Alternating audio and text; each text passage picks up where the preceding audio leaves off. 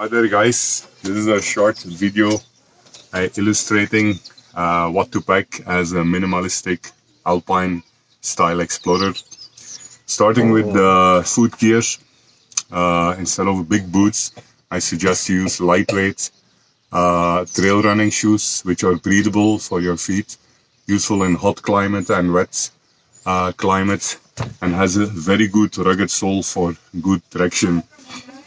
As a base layer, I use a dry fit tee, dry fit shorts, so very comfortable, very breathable.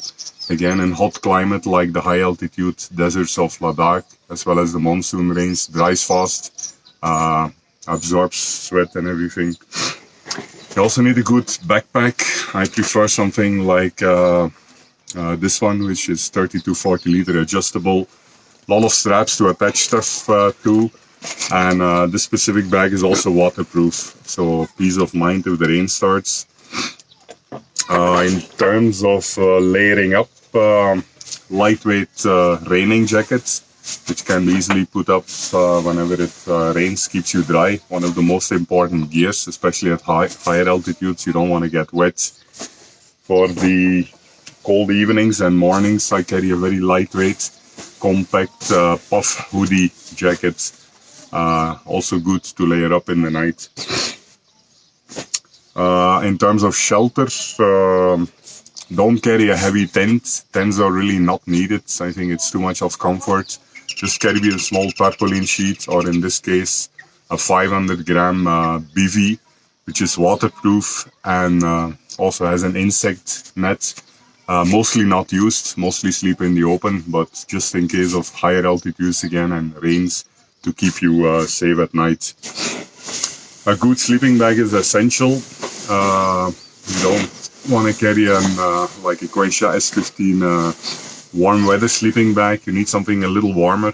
This is a quilt, just 600 grams. Very comfortable till 5 degrees, minus 5 degrees. So a good performance actually. What else do we have? One interesting device is the Spot GPS tracker. So this tracks your current location through GPS coordinates, and at the same time beams up your location to the Spot satellites, so your friends at home can follow where you are. At the end of the day, you can check in, so kind of safety. You also have an SOS button in case of trouble to let your friends know that you need help. Very important also for the night, obviously, is a good sleeping mat, especially with a quilt which is open at the base. You need a minimum thickness to keep you warm when sleeping on cold underground. Another essential item is the poles, hiking poles. A set of hiking poles is essential for various situations, including snow crossings. Stream crossings will give you 4 points of contact, as well as like landslides, gives you much more stability and safety when foothold is less. Then obviously most important device is the phone that I'm using to record. Phone is used as my navigator, using OpenStreetMaps fully with offline maps, as well as manually drawn trails and reference points downloaded from blogs and other places. In case of the OnePlus, you have the benefit of a dash charger, so wherever you grab some food on the way, the 30 minutes your phone gets charged full. Also carry this set of flash drives, which basically allows me to offload around 1 gigabyte of photos and videos I shoot every day. Several 200 GB of memory sticks. And then for the higher altitudes, carry this little useful device, which is an oximeter to check the oxygen level in the blood and the heart rate, especially people joining me new, going to altitudes passes above 4,000 or 5,000. It's good to keep an eye on proper acclimatization. So all this together takes around just 4 kilograms, everything included, except some food, which we carry. So again, for food, you just carry and pack whatever needed for the next 1 or 2 or 3 days. Pass crossing between the villages. Don't overload yourself.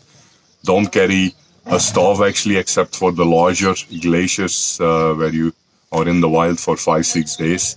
For 1, 2, 3 days, you can actually carry, manage with some Maggi, biscuits, peanuts, chocolates, as well as some packed chapatis, rotis, to cover nutritious foods which you're getting in between the villages.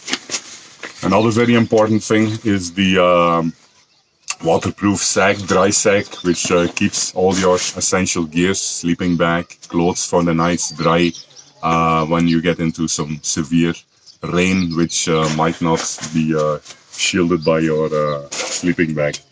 Voila, that's it. Happy hiking. The lighter you go, the faster you can go, the lesser campsites, the lower you can stay in the night, crossing the passes fast. So going lighter automatically means going faster, automatically means you can carry less, which I believe is safer, which makes it much more enjoyable instead of struggling carrying 60-liter bags with 25 kilograms of gears. Better to enjoy and take it light. See you guys later. Hope this was helpful.